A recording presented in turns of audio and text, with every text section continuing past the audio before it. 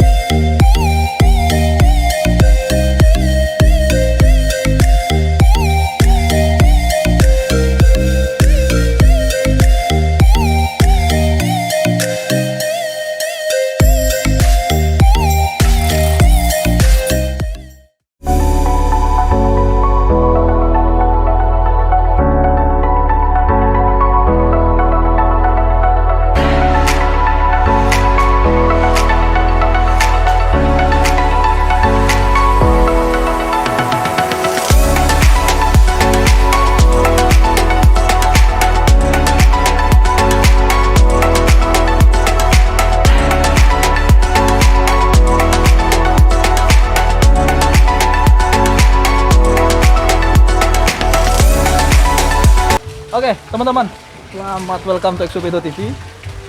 Jadi kali ini kita ini lagi ada di Banjar Pengosekan Ubud, teman-teman. Kita di sini jalan-jalan. Jadi supaya nggak boring lah di rumah terus ya, teman-teman ya. Terus kita di sini mau nanti ketemu sama salah satu dokter, namanya Dokter Gedewira Lier. Jadi beliau adalah salah satu owner di villa ini. Nah, teman-teman, dokter ini juga salah satu pegagas atau ketua dari owl atau burung hantu yang ada di Bali, teman-teman. Wow. Jadi penasaran dengan apa kelanjutan video, apa yang akan kita bahas? Kita juga akan bahas sejarah dari tempat ini. Katanya ini unik banget, teman-teman, karena ada beberapa artis besar yang sudah sempat syuting di sini. Pokoknya penasaran, ikutin kita terus. Jangan lupa komen, like, subscribe, dan nyalakan lonceng notifikasi kalian supaya kalian tahu video terupdate dari kita. Enjoy, teman.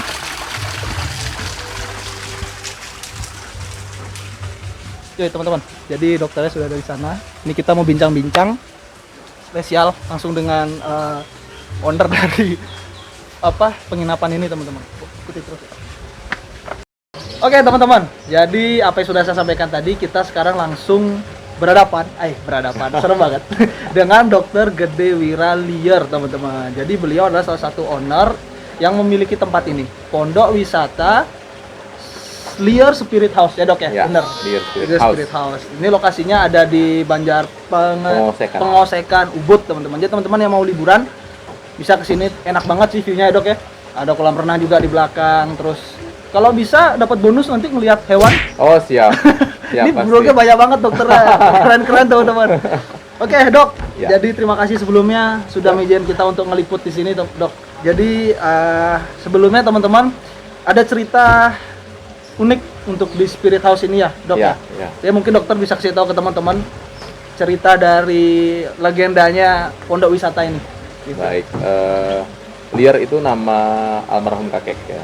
Almarhum kakek. Ketut Lier itu nama asli beliau. Jadi beliau adalah seorang pemangku, healer, fortune teller gitu ya. Beliau suka baca garis tangan. Oke. Gitu. Jadi orang banyak datang ke sini karena beliau bisa meramal garis tangan. Oke. Singkatnya seperti itu. Banyak orang datang dan tempat ini pernah dijadikan syuting film Eat Pray Love. Kalau teman-teman pernah dengar ya, Eat Pray Love yang dibintangi oleh Julia Roberts. Nah itu berdasarkan true story, cerita dari kakek almarhum Ketut Lier bersama penulis buku Elizabeth Gilbert.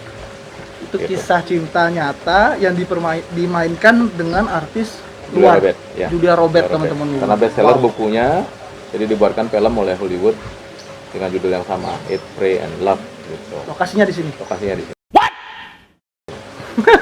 Gitu. Kita kehormatan sore dok bisa ke sini. Ya. Langsung ngelihat tempatnya berarti bonus. Jadi saya berpikir bahwa nama almarhum kakek ini harus diabadikan. Maka kita buatlah tempat ini, kita kasih nama Lier. Lier Spirit House. Jadi ada spiritnya Lier di rumah ini gitu. Jadi ada, karena kakek selalu mendengungkan tentang bagaimana memberikan cinta dari hati, tersenyum dari hati, kemudian bagaimana menolong orang, dia dermawan lah. Dermawan. Ya. Jadi saya ingin spirit itu tetap ada, kemudian brand Lier ini yang sudah dikenal banyak orang tetap kita abadikan walaupun beliau sudah tidak ada. Intinya nama pondok ini kita kasih nama Lier Spirit House. Jadi cerita setuju teman-teman. Jadi teman-teman yang mau kesini secara nggak langsung bisa langsung foto ya mungkin dok ya dengan tempat yang mainkan dengan Julia Robert teman-teman, dan itu kisah nyata banget ya dok ya. True story. Best seller juga bukunya. Best seller bukunya, kalau teman-teman mau baca boleh, masih ada kayaknya masih dijual ada. ya, masih Dan ada. itu Hollywood loh yang naik. Hollywood, ya. Hollywood teman-teman. Sombong amat. Ya teman-teman, pokoknya kalau liburan kalau bisa main ke Ubud, jangan lupa main ke Lear Spirit House ya. Check in. Tempat wisata. Harus check in pokoknya. Ini keren banget. Ini dekat ya dok ya untuk tempat wisata di sini Dekat juga. banget, Dekat ya. banget. Kalau ke Ubud Center paling cuma 5 menit. Oh, Jalan kaki loh ya. Kalau pakai motor lebih cepat lagi. Ubud keren teman-teman. Ya kurang lebih Kuta ya, kayak hampir kayak Kuta keramaiannya ya dok ya. Lebih silent lah ya. Lebih ya, benar. Itu kan Lebih ya. crowd-nya yang lebih banyak. Betul. Hijau-hijaunya juga lebih banyak di Ya. sini. Pokoknya enak lah view-nya teman-teman. Dan Dokter Wira ini juga salah satu penggagas untuk bukan komunitas ya, organisasi burung hantu. Betul, Dok? Ya, ya. Yang ada di Bali, teman-teman. Untuk namanya Owl Tower Bali. Ya, itu Untuk nama wahana konservasinya, ya Dok ya, wahana konservasinya. Dan itu dipayungi dengan POI. POI. Nah, mungkin dokter bisa jelaskan tentang OTB itu seperti apa, Dok? Supaya teman-teman juga tahu. Tahun 2017 ya, itu POI, Perkumpulan Owler Indonesia yang berbadan hukum. Berbadan Itu hukum. digagas di Jogja pertama kali oleh dokter hewan dan beberapa teman-teman yang lain. Akhirnya pada tahun 2018 itu dikembangkan cabangnya di Bali, dan Ya. kebetulan saya ditunjuk sebagai ketuanya. Visi misinya adalah sebenarnya simpel aja, menjadi rekanan pemerintah untuk melakukan konservasi Oke. lewat breeding proses. Oke. Seperti itu. Jadi kita breeding ya teman-teman ya, bukan main-main burung hantu ya. Bukan cuman melihara aja. Bukan melihara. Poinnya nih konservasi teman-teman. Ya. Jadi bukan hanya untuk keep ya dok ya, lebih untuk ke Breeding. budidaya, breeding. Budidaya. Nah, dan itu Karena balik belum lagi ada. untuk ke alam ya dok ya. Benar, karena belum ada nih, belum ada kan? belum, ada belum. yang di Indonesia sama sekali belum ada. Belum, benar, Yang berhasil benar. seperti itu. Nah, mulai tahun 2018 akhir itu saya sama beberapa teman-teman di Bali Iya. mengadakan pertemuan lah yang kita membahas itu. Kemudian pada 2019 awal itu saya mulai merintis OTB ini. Dulu belum punya nama OTB teman-teman. Oke. Jadi saya waktu itu membuat rubuha satu, saya taruh di pohon yang tinggi di belakang ini mungkin bisa dilihat. Di situ saya taruh rubuha, saya coba pasang burung hantu untuk dilepas liarkan di situ. Oke. Jadi kita pelihara, ternyata setelah sekian lama burungnya pergi hilang gitu. Kan masih di sekitaran ini masih terbang-terbang. Akhirnya saya berpikir apa karena terlalu rame ya, banyak orang lalu lalang di pondok wisata ini kan banyak orang masuk ya. Akhirnya saya pindahkan ke rooftop di atas, rubuhannya saya rencananya mau buat di situ lagi. Iya. Ternyata 2 hari kemudian burungnya pulang nih. Pulang sendiri mereka gitu Iya, kan. iya. Nggak tahu loh kok bisa pulang gitu. Nah, di situ saya berpikir burung ini sebenarnya mungkin ingat sama tempat dan segala macam. Ya, cuma butuh ketenangan ya. Untuk ketenangan. Jadi tempatnya kenapa taruh di atas juga untuk privasinya mereka, Privacy, tidak betul, banyak yang betul. ganggu gitu Betul, kan. betul. Nah, karena waktu itu kita berpikir bahwa wahana breeding ini harus dikasih nama sehingga kita gampang mengedukasi ke yang lain juga. Betul. Kemudian POI juga menginginkan ada beberapa kelompok breeding. Ya. Jadi saya waktu itu berpikir kasih nama apa ya gitu. Kemudian yang jelas ada owl dan tempatnya di Bali. Di Gitu. Bali. Kemudian agak tinggi nih gitu. Kenapa kasih nama tower aja gitu. Jadi owl tower Tower Bali Bali. ceritanya Nah. seperti itu. Kemudian secara garis besarnya sebenarnya tower itu saya inginnya adalah seperti apa ya, penyiaran. Power gitu kan. Pengirim Jadi, pesan lah. Pengirim pesan. Mengirim benar sekali. pesan. Mengirim pesan ke yang lain bahwa yuk kita mulai melakukan konservasi, tidak lagi sekedar main-main untuk owl ini. Betul, betul. Seperti betul. itu. Jadi Owl Tower Bali adalah wahana breeding dari organisasi POI yang ada di Bali. Oke, jadi POI itu yang memayungi Organisasi. wahana breeding ini, OTB Nah, namanya ini. OTB. Oke, dan untuk OTB ini sebenarnya berdiri dari kapan dok? 2019. Oh, berarti masuk baru ya untuk Baru. POI-nya? POI 2017. POI 2017 Ya. teman-teman. Jadi kayak gitu. Terus dok, untuk di Owl Tower Bali ini berarti sudah banyak merangkul orang-orang yang siap untuk membantu konservasi. Ya. Nah, udah berapa orang nih yang ada Kalau di yang OTB? sekarang di OTB ya, POI mungkin ya. POI sih, POI. ya. Kami punya pengurus di POI dan bagian keanggotaan memang saya pesankan dari awal untuk Oke. mengajak join beberapa teman yang memang satu adalah punya keinginan untuk konservasi, yang kedua adalah punya kemampuan juga untuk di situ Ya. dan memang cinta owl tentunya kan. Harus, Ya. itu harus. Karena sudah ada 35 orangan. 35 orang. Ya, itu yang secara resmi ikut sama kita. Kalau yang suka datang bermain-main banyak Enggak, banget gitu. Itu enggak Jadi inilah ya. kita tidak memilih untuk berkonfrontasi ya. Betul. Jadi saya menginginkan mengajak mereka, setidaknya kalau belum bisa melakukan konservasi breeding, Iya. kita berikan edukasi bagaimana cara merawat owl dengan baik. Betul. Seperti itu. Betul. Jadi kurang lebih ada 35 orang. Setidaknya maksudnya sudah banyak pelan-pelan ya orang mulai sadar bahwa jangan asal ngekip sih. Benar. Poinnya. Jadi sebenarnya di semua hewan beberapa orang-orang itu konotasinya sekarang lebih ke hanya memelihara, tidak tahu dasarnya seperti apa, seharusnya seperti apa, akhirnya mati. Nah, Itu yang paling sering kejadian ya, Dok ya. awalnya kan cinta, Iya. suka gitu ya. Terus harus tahu cara pelihara yang benar Betul, bagaimana. betul. Kemudian apa sih yang bisa diberikan ke alam dari hasil kita memang betul-betul cinta? Betul. Ya, ini proses breeding pasti. Betul. Jadi poinnya menjaga secara tidak langsung ini juga menjaga ekosistem. Benar banget. Jadi rantai makanan itu tidak putus, teman-teman. Ya nyatanya sekarang kalau kita lihat rantai makanan ya, Dok ya, kayak misalkan contoh kalau kita di mamalia ada garangan. Kalau garangan itu kan dia yang makan ular biasanya, ular kobra. Garangan diburu terus diburu tanpa memikirkan konservasi. Sekarang di rumah orang banyak kobra, teman-teman. Nah. Dan protesnya kemana? Wah, ini kobra gini. Akhirnya ya korban berjatuhan banyak. Secara tidak langsung lah ini membantu. Dan juga kalau untuk di burung hantu yang saya tahu juga ya, Dok ya, ini membantu untuk petani. Betul. Betul. Nah, Apalagi di Ubud ini teman-teman masih banyak sawah ya, Dok ya. masih banyak. Itu secara tidak langsung membantu petani untuk menghilangkan hama tikus itu sendiri ya, Dok ya. Jadi Bahkan kemarin ini Bapak Bupati Gianyar sendiri sudah melepaskan beberapa burung hantu Tito Alba oke. di Payangan sama Tiga Lalang. Kemudian kita sendiri di POI sudah sering melakukan itu sebetulnya. Oke. Apalagi OTB mungkin ada sekitar 10 ekor sudah yang di luaran Sudah. sana yang kita memang kondisikan tidak dilatih ya. Tidak dilatih. Tidak dilatih karena pengalaman saya beberapa kali burung yang justru dilatih kita lepaskan bakal jatuh lagi ke tangan orang lain. Betul. Nah, dia tidak bisa berburu dengan Betul. Itu sih benar ketika kita melatih dari kecil lah, Dok ya. Kadang insting liarnya dia itu Udah hilang. hilang. Iya. Jadi kita di sini nemplok ke kita. Heeh. Ketemu orang, iya benar, akhirnya kalau mau literally pet ya, Dok ya. Iya, Jadi kalau misalkan disuruh nangkap tikus di sana kadang malah Nggak takut, bisa. harus disuapin. Nggak bisa. Iya. Jadi kayak gitu. Dan untuk OTB sendiri nih, Dok, Ya. biasanya teman-teman kadang ada perkumpulan yang sering kumpul kah atau only yang terorganisir aja yang sering kumpul? Kadang kan teman-teman mungkin ada yang nanya nih, teman-teman untuk OTB sendiri kalau kita mau sharing tentang konservasi, kita juga pingin konservasi nih, ikut juga bareng OTB, itu diperbolehkan atau gimana? Boleh banget. Boleh banget. Ya. Oke. Jadi sebenarnya gini, saya sampaikan ke terutama pengurus di POI Bali bahwa OTB itu walaupun saya yang bangun, Oke. tapi bukan saya yang pemiliknya. I Jadi see. mereka juga sebagai pemilik di situ. Itu mungkin kalau teman-teman lihat ada kartu nama saya, di situ tercantum beberapa nomor teman-teman yang lain. Karena gini, Oke. saya open house untuk OTB itu setiap malam minggu. Nah, itu. Pecinta owl biasanya anak Iya. muda nih kan. Benar, Jadi benar. mereka suka datang ke sini kok sekedar ngobrol tentang owl.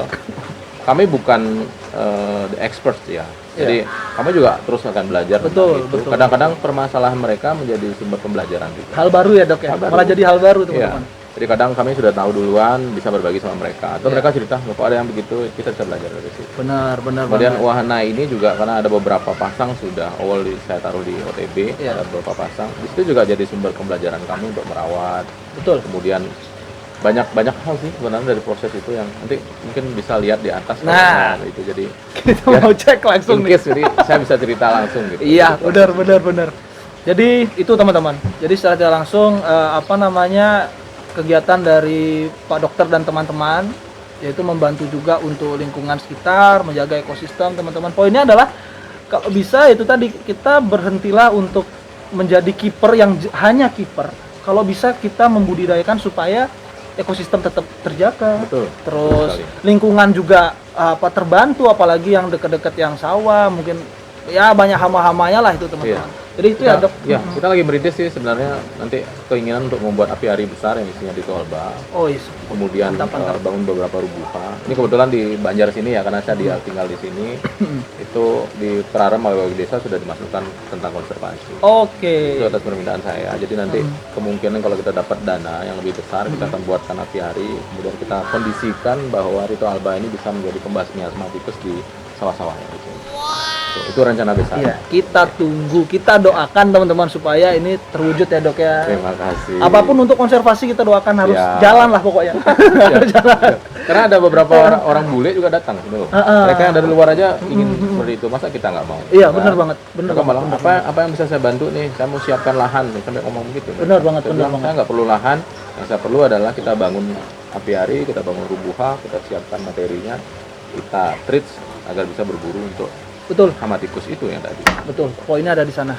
Pokoknya minta doanya teman-teman supaya apa yang dicita-citakan oleh teman-teman dari POI Ya. terjadi dan terwujud.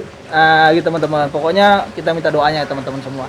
Nah, Dok, kita boleh lihat ke atas? Boleh banget. Ini sebenarnya salah satu kehormatan teman-teman. Langsung dengan ketuanya, owner di sini. Kita belajar juga di atas bareng sama Pak Dokter juga teman-teman. Boleh ke atas, Dok? Boleh. Oke, teman-teman kita lanjut di atas ya. Oke teman-teman, jadi lanjut lagi. Kali ini kita lagi ada di lantai paling tinggi dari rumahnya Dokter Wira. Ini kita langsung ada di penangkaran burung hantu beliau. Jadi kita habis ini mau jelasin teman-teman burung hantu apa aja yang ada di sini, mulai dari asalnya dari mana ya, Dok ya. Terus kita juga mau jabarkan maksudnya ciri-ciri mereka sehat itu seperti apa, terus pola hidup mereka seperti apa itu sih. Siap. Oke, jadi pertama kita mau kenalin yang mana nih, Dok? Ini mungkin ya. Ini dulu. Oh, teman-teman ngelihat ya, ini burung hantu yang besar-besar ada di sini semua. Iya. Ya, ada 3 jenis. Yang itu adalah Strix Seleputu. Strix Seleputu. Ya, bahasa Inggrisnya Spotted Wood Owl. Oke. Gitu ya. Ngomong bahasa Inggris nih. Jadi memang spot-spot bulunya ada spot-spotnya itu. Oke, sesuai lah dengan Wood fisiknya. Owl karena mereka memang sering diam di kayu, bersarang gitu. Warnanya coklat seperti Oke. kayu. Kemudian di belakang sana tuh, kelihatan nggak ya? Nanti kita tampilin ya teman-teman footage ya. Ya, itu di belakang sana ada Bubo sumatranus, endemik di Sumatera. Asli Indonesia. Ya, itu burung hantu yang terbesar yang ada di Indonesia. Oh, dia yang terbesar. Yang terbesar. Oke. Itu ukuran antara 45 sampai 47 cm. Tinggi. Panjang badan. Badannya. Oke. Kemudian yang di depan ini adalah Buffy Fish Owl, burung hantu pemakan ikan. Pemakan ikan. Nah, jadi burung hantu Buffy ini dia punya glember. Oke. Biasanya kalau di sungai itu glember ini ditaruh gini, kupu-kupu gitu untuk menarik ikan datang. Oh, itu pakai mancing ikan Ya, itu. gitu. Oh, baru tahu saya. Buffy Fish Owl. Oke. Kalau dulu teman-teman pernah lihat limbat, tahu limbat? Limbat, burung di sebelah. Nah, ini dia Buffy Fish Owl. Ini wujudnya teman-teman. Aslinya teman-teman. Kemudian yang di sini ada Obai, Oriental Bay Owl. Lagi malu ya? Nah, biasanya burung hantu yang kecil-kecil, yang bodinya kecil-kecil, mereka lebih suka di dalam tubuhannya. Oke. Karena hiding sifatnya pemalu. Pemalu. Ya, jarang keluar. Tapi kalau biasanya malam, kalau kita duduk sendiri dia keluar. Oke. Ya, di sini ada SHU, Speckled Hawk Owl. Oke. Jenis Hawk Owl yang di sini. Ini dari Dari Sulawesi. Sulawesi punya. Oh, berarti rata-rata burung hantu sini itu Indonesia, endemik Indonesia. Kita memang khusus Indonesia. Tidak pernah sebelum. Oke. Saya berkeinginan untuk konservasi burung-burung yang ada di Indonesia dulu. Oh, endemik kita punya Endemik kita ya. punya. Melestarikan teman-teman supaya nggak punah. Ya, iya. Eman lah. Jadi semua burung ini ada dilatih sama sekali. Ada Oke. dilatih, kita memang kondisikan untuk proses breeding.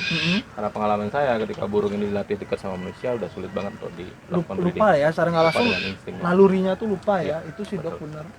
Terus ada apa lagi nih Dok di sini Dok? Ini si mungil yang masih kecil. Ini usia brecher ya, di bawah 1 tahun. Namanya si Levi. Dia jenis Strix Leptogrammica. Oke. Bahasa Inggrisnya Brownwood Owl. Brownwood Owl. Ya, ini udah jarang dilihat orang, tapi sebenarnya jumlahnya tidak sedikit. Masih least concern ya. Oke. Dia kenapa jarang? Karena kalau dia misalnya diam di pohon ini dia bisa mematung gitu. Kayak Oh, intinya nggak kelihatan. kamuflase. Kamuflase. Kamuflase. Jadi karakternya pemalu banget, Mm-mm. teman-teman ya. Jadi kadang-kadang kita mau lihat dia aktif seperti burung hantu yang lain tuh agak sulit. Nah, Iya. dia diem gitu, tenang, Benar sih. karakternya seperti itu. Jadi apa ya? Nggak seaktif contoh kayak Buffy. Buffy ini kerosokan ya. Oh iya iya. Kerosokan. Dari tadi ini pingin masuk kamera kayaknya tuh. Iya. Apa itu? Hey. Nemo. Tuh. Nemo. Hey, Oh, lihat tuh. dipanggil. Ya, kelamaan sama manusia ini. Terus Nah, itu kalau kita mau lihat burung hantu yang lagi santai, relax, nggak defense seperti itu. Dia bersihin bulunya. nggak panik ya Dok Nggak ya? panik. Jadi udah tenang, santai, tandanya dia sudah nyaman dan memang sudah sehat badannya. Sudah gitu. sehat. Ya, jadi karakter burung hantu bisa lihat dari situ. Kalau dia sakit biasanya murung. Oke. Tanda-tanda burung hantu sakit biasanya pertama murung, kemudian akan berlanjut dia tidak mau makan. Oke. Ya, kalau udah nggak mau makan dia pasti akan mati. Berarti untuk indikasi seperti jenis yang dokter yang ada di bawah nih yang paling cantik nih. Ini berarti dia kan pendiam nih. Ya. Berarti indikasinya dia sehat atau enggak berarti dari cara main bulu itu ya, Dok ya? Itu salah satu. Kemudian Oke. yang kedua kita lihat respon makannya. Respon Ya, makan. karena kan cara nih saya ngecek nggak ya? latih nih. Kita rawat dengan baik biar dia sehat. Kan? Oke. Feedingnya kita perhatikan. Oke. Misalnya dia makannya gimana, respon makannya seperti apa. Oke. Kadang kalau dipegang nggak dimakan-makan terus dia diem begini ya itu Oke. tanda-tanda mungkin nggak sehat. Ya. Kemudian beraknya kita lihat seperti itu ya. Kemudian kalau dia makan, nah itu gerak-gerak seperti itu. Iya. Terus kalau kotoran sendiri kita kalau di beberapa hewan kita identifikasi sakit itu dari warna kotoran. Ya. Dari bentuknya juga. Iya. Kalau di burung hantu juga sama, Dok? Sama. Tapi kan Oke. tergantung jenis makanannya ya. Ah, Ya. sih. Kadang dulu pernah ada orang panik ketika burungnya beraknya warnanya merah gitu. Saya balik tanya, mungkin makan apa burungnya kan gitu kan. Oke. Karena tidak menutup kemungkinan misalnya kalau dia rawat nih, burung rawatan dengan manusia, ini yang perlu kita hati-hati kan. Ada beberapa hal yang harus kita perhatikan. Satu adalah lingkungan. Oke. Saya masih memakai 3 itu, host, agent, environment. Oke. Untuk kesehatan burung hantu nih, teman-teman ya. Ini perlu tahu. Bahasanya agak luas sih. Host itu burungnya sendiri. Oke. Ya kita harus lihat kondisinya secara nyata seperti apa respon bagus, fisiknya oke enggak. Kemudian agent itu apa penyakit. Dan burung-burung ini kan unggas sama apes kan hampir sama. Hampir sama, Dia iya. bisa ketular penyakit dari Unggas unggas lain juga. lah, jenis lain. Oke, benar. Itu kenapa OTB dibangun di atas biar tidak Dekat dengan gangguan dengan yang lain. Oke. Dan environment adalah yang aman buat mereka dan nyaman buat mereka. Aman itu seperti apa? Misalnya terhindar dari benda-benda yang membahayakan mereka. Oke. Cairan yang berbahaya, kemudian ya, benda-benda tajam dan lain sebagainya. Karena kan kalau seperti ini misalnya kita terikat ya, Iya. kita kondisikan di lingkungan kita. Iya. Nah, itu kenapa perch-nya itu saya tidak pakai yang tinggi. Oke. Karena dia bisa tergantung dan berbahaya.